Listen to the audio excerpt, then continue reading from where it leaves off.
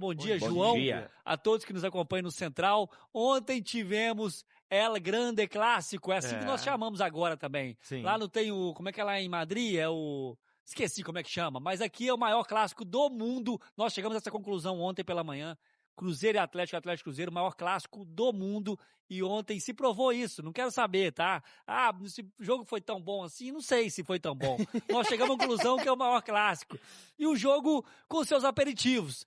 Tecnicamente, finalizações, grandes chances, não foi um jogo de grandes chances, de grandes finalizações, mas com os temperos, jogadas mais ríspidas, que não vamos falar muito sobre isso. Juan, graças a Deus, o Juan tá bem, já falaram que ele não teve nenhum problema mais grave. Um jogo de muita disputa, um jogo taticamente times estudando, dentro daquilo que a gente esperava, né? Um Cruzeiro mais propositivo, com mais posse de bola, o Galo mais reativo, marcando um pouco mais, de uma pequena superioridade no primeiro tempo, talvez o Galo teve com 3 ou 4 finalizações de cabeça, o Cruzeiro tentando, não conseguia tanto. No segundo tempo, o Cruzeiro inicia melhor, tem ali de uns 15 minutos, ou até mais de superioridade, com mais volume, consegue fazer o seu gol com o Arroio, mais uma vez, né, o Arroio. O Atlético não conseguia reagir, logo em seguida o Galo consegue reagir com um ótimo passe do Coelho pro Lodi, que também faz mais uma boa partida, o Lodi, sendo um cara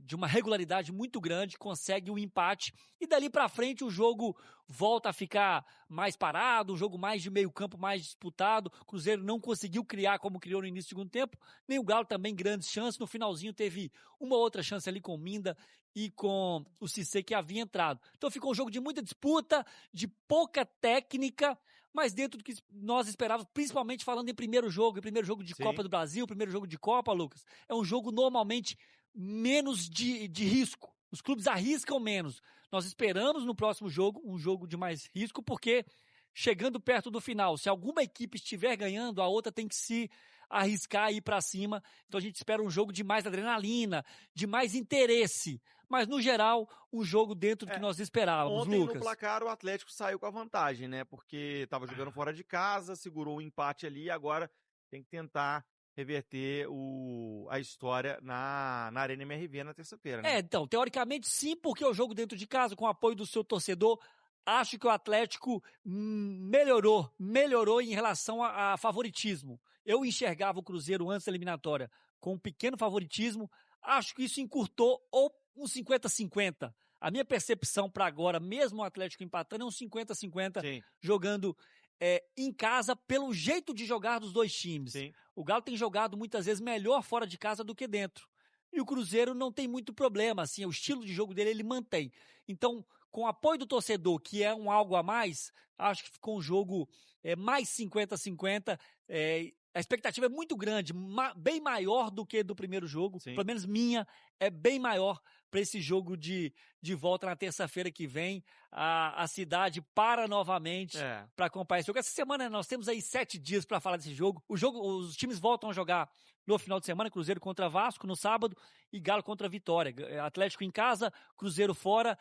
Jogos importantes? Sempre são, pelo brasileiro. Sim. Mas o foco já está na terça-feira que vem, nesse jogo de volta pela Copa do Brasil. Cassier, ele teve 6 perdas de posse, ele deu um chute no jogo. Ele teve acho que 28 ações com a bola. Você pegar o mapa dele aqui, de passes, tudo passinho pro lado, entendeu? Não gerou perigo em momento algum. Foi um centroavante que ficou com uma parede lá no ataque, a bola batia e voltava e não conseguiu hora nenhuma fazer um pivô bem feito, segurar a bola. Perdeu inúmeras oportunidades, perdeu inúmeras jogadas aéreas por Jonathan Jesus e Fabrício Bruno. E é o que eu falo, é um jogador que é o segundo maior salário do Clube Atlético Mineiro, que era até antes de ontem era o maior salário, perdendo, agora o Fred chegou e está ganhando dele, custou 7 milhões de euros. Se a gente se contentar com um futebol desse daí, e é isso aí que ele tem entregado pra gente, não é só hoje, é todo o jogo dele, é isso, gol ele não faz, assistência ele não dá, prender a bola no ataque ele não prende, associar ele não associa, ele fica lá, correndo para um lado, para o outro. Às vezes a bola bate nele, ele dá um passinho para o lado, bate nele, dá outro passinho para o outro, erra um domínio, acerta um outro domínio, ele fica ali, incomodando o zagueiro. Agora, um jogador desse, ter o segundo maior salário do Galo, ter 13 jogos que não faz um gol, ter custado 7 milhões de euros. Eu, Lucas, não me contento com isso. E pra mim, hoje, ele é titular do Galo, porque em relação a seus concorrentes, né? Os jogadores que competem com ele, consegue ser pior ainda, porque os concorrentes dele é o Reinier e o Thiago Borbas. É só por isso que ele é titular absoluto. Se não, meu amigo, esse cara do futebol que ele tá jogando não vale o salário que ele ganha e não vale o valor que foi investido. Ponto. É apenas a minha opinião, tá, gente? É só minha opinião. E não acho que ele fez uma boa partida hoje, não. Só um detalhe aqui sobre o Cassier, já que vocês estão falando, dá um pitaco aqui. Ele nem jogou de atacante praticamente, né? Se você olha o mapa de calor dele, ele ele pisou na área pouquinho. Ele foi praticamente um meia central do Atlético, né? Isso pela questão da proposta de jogo do Galo. Não acho que ele fez um grande jogo, discordo assim do Eduardo quando ele fala de um grande jogo. Acho que ele não mostra que veio 13 jogos para um atacante sem fazer gol, sendo que o time tá 12 jogos sem perder. É muita coisa. É praticamente você ir na contramão do resultado, né? E assim, também acho que ele é titular por falta de opção. O Borbas ainda não dá para saber. O Reinier a gente já sabe que não serve, né? E a gente sabe que não vai chegar outro. Então isso aí vai ser o nosso material humano de ataque. Principalmente falando de um centroavante que não fica dentro da área. Esse é o Cassier. Não fez uma partida péssima, mas não entrega o suficiente para o que a gente precisa. O Galo precisa de um 9 de verdade. Vamos falar do Galo, né? Que saiu reclamando bastante da arbitragem no jogo de ontem após o empate 1-1 com o Cruzeiro no Gigante da Pampulha. Aliás, gol do Atlético, um golaço marcado pelo Renan Lodge, tá? Mas reclamando muito do Flávio de Souza e também do VAR, porque logo no início da partida, Juan Tressoldi recebeu uma entrada criminosa do atacante do Cruzeiro, o Caio Jorge. Teve que ser, inclusive, substituído ainda no primeiro tempo, porque caiu de cabeça no chão. E aí o Atlético utilizando o protocolo de concussão para substituição do Juan Tressoldi, que foi parar no hospital. Foi fazer exames no Hospital Mater Dei e, inclusive, já postou nas redes sociais, voltou para casa ontem à noite mesmo, mas os exames não diagnosticaram nada muito mais sério. O Juan Tressoldi postou nas redes sociais falando na deslealdade do Caio Jorge. Na mesma linha, o vice-presidente de futebol do Atlético, Paulo Brax, reclamou bastante e disse que o Atlético vai ao STJD, vai à CBF, pedir aí uma notícia de infração contra o jogador do Cruzeiro, ainda que ele não tenha sido expulso ou advertido com cartão pelo Flávio Pereira de Souza, o árbitro da partida. O Galo vai atrás desta imputação ao atacante do Cruzeiro, que vem agindo na maldade, não é deste clássico e nem de outros carnavais, tá? Enfim, sobre o jogo, o Atlético sai satisfeito com o resultado, mais do que isso, com a atuação, o plano de jogo que o Atlético fez e, principalmente, o Barba disse na entrevista coletiva, com a capacidade mental do time de suportar, mesmo tendo saído atrás do marcador, suportar a pressão de quase 60 mil torcedores do Cruzeiro no Gigante da Pampulha e ainda assim buscar o gol de empate, levar a decisão para a Arena MRV na próxima terça-feira, às 9 horas da noite.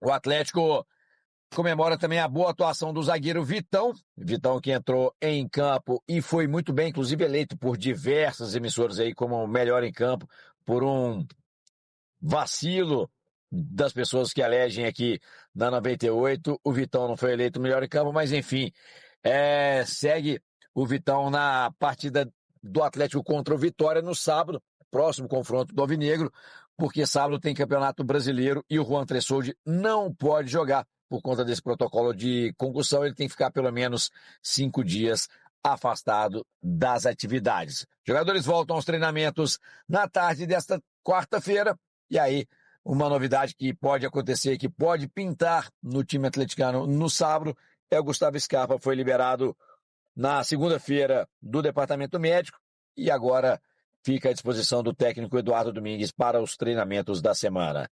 O juiz, você achou que o juiz deu uma seguradinha no primeiro tempo? Ele poderia ter dado um cartão para dar uma segurada no jogo? Ele é o estilo do Flávio. O Flávio, assim, a gente tem que entender a característica do árbitro. O Flávio normalmente é um árbitro que deixa o jogo mais andar, ele segura mais os cartões. Só que o que me parece? Que no intervalo ele falou, preciso pegar o cartão amarelo no bolso para não desandar. E aí no primeiro lance, praticamente, do segundo tempo, ele já dá um amarelo que ele poderia já ter dado no primeiro tempo, ele dá no segundo tempo e depois dá 2, 3 logo em seguida para tentar controlar. Ele mudou a característica, né, o critério do jogo, mas conseguiu segurar e pelo menos não teve briga, não teve nada, aquela loucura que tivemos no Campeonato Mineiro. Tomara que na terça-feira não tenha nada, mesmo que tenha esse caso que foi isolado ali do Caio Jorge com o Juan. Ô CJ, eu gostei da estratégia do Barba, achei que o Atlético fez um bom primeiro tempo, fiz ressalvas com relação em alguns momentos em que desencaixou a marcação, natural, normal. Esse meio-campo não tem o entrosamento ainda com as chegadas de Castanho e Fred.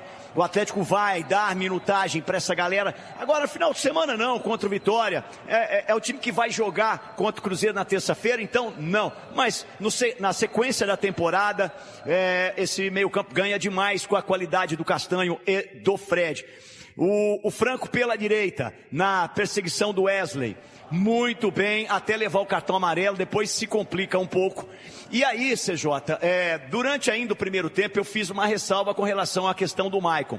E acho que só neste ponto, o Barba pecou. Porque o Barba sabe exatamente da limitação física do Maicon neste pós-Copa. O Maicon não consegue jogar os 90 minutos. O Maicon já terminou o primeiro tempo dando algum espaço ainda para o Matheus Pereira, e a gente sabe que quando o Matheus Pereira tem esse espaço, é um problema para o adversário do Cruzeiro. E aí na volta eu já esperava, falei aqui no intervalo, gente, fica aqui a questão, será que o Maicon consegue jogar? Será que o Maicon vai conseguir perseguir o Matheus Pereira? Não conseguiu. Voltou e eu brinquei aqui, olha gente, o Matheus Pereira está tendo mais liberdade no segundo tempo, que teve nesse comecinho do segundo tempo, do que teve em toda a primeira etapa, porque o Maicon morreu.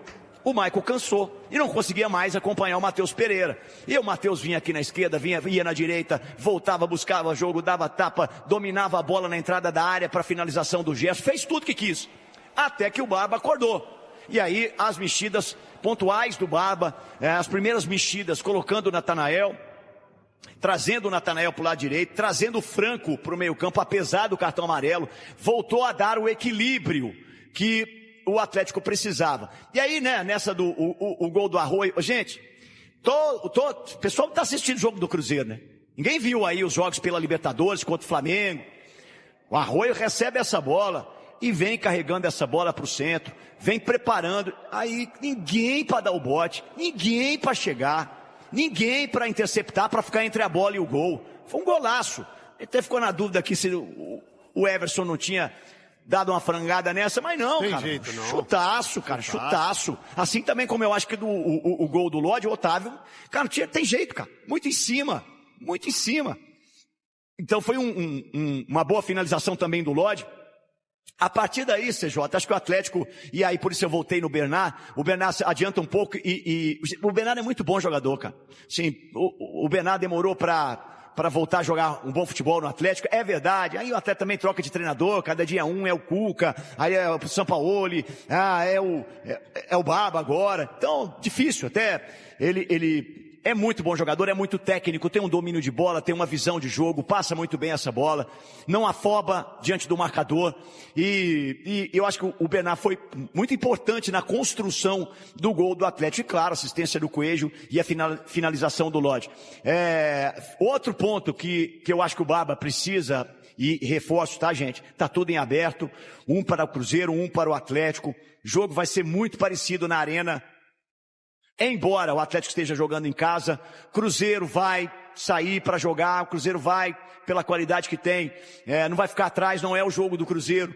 Então, vamos ver como é que vai ser o comportamento do Galo, que tem dificuldade de propor jogos jogando nos seus domínios.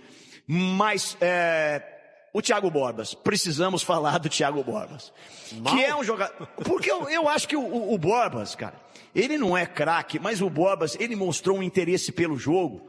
nos minutos finais que entrou, brigou, ganhou todas da defesa do Cruzeiro, matava a bola, dominava a bola no pescoço, na cara, no peito, enfim. Cara, virou uma opção interessante para o Baba pensar mesmo, porque o Cassierra, CJ, há um alto investimento do Atlético e que não entrega. E eu falei, não estou falando agora não, tá, gente? Eu falei durante o primeiro tempo, nas minhas análises, o Cassierra precisa jogar também sem a bola. O Cassierra, atacante, tem um papel importante na perseguição dos zagueiros. E por várias vezes eu disse, gente, o Fabrício Bruno, vocês não viram esse filme na Copa do Brasil do ano passado não, gente? O tempo todo. É que o Fabrício Bruno não está na fase que estava no ano passado. Mas várias vezes o Fabrício Bruno veio carregando essa bola, levando da defesa. Ninguém, cadê o meu atacante para cercar? Precisa fazer gol não, tá? Porque eu já não espero mais isso, não. Precisa fazer gol não. Mas tá num papel tático importante para o time. E aí o Bobas entra e mostra que ele é um jogador que pode fazer melhor esse papel no jogo da volta na Arena MRV.